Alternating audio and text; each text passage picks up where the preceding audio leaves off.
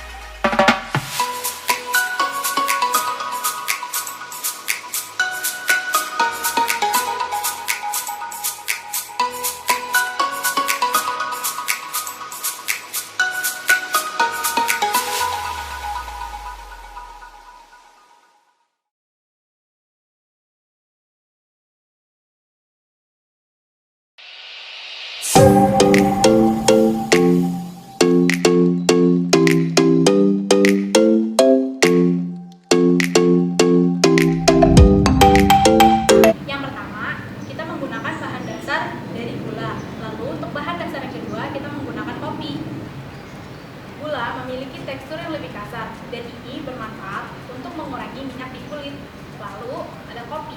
Kopi bermanfaat untuk mengecilkan pori-pori di kulit dan juga dapat bermanfaat untuk mengurangi minyak di kulit.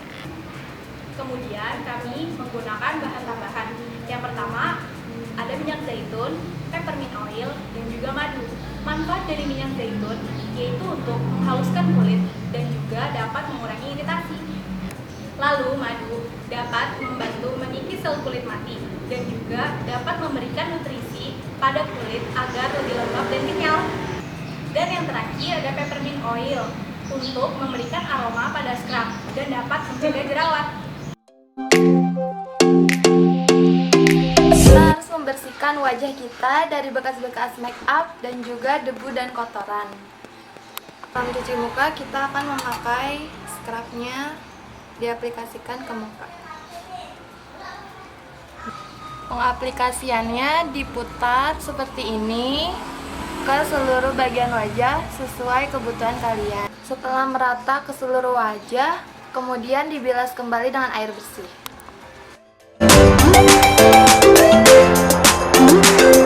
Scrub itu baiknya pada pagi hari atau malam hari sebelum tidur. Nah, terus untuk penggunaan scrub itu punya aturannya loh. Dan untuk wajah berminyak itu cukup 2 kali dalam 1 minggu. Terus kalau wajah kering itu cukup 1 kali dalam 2 minggu.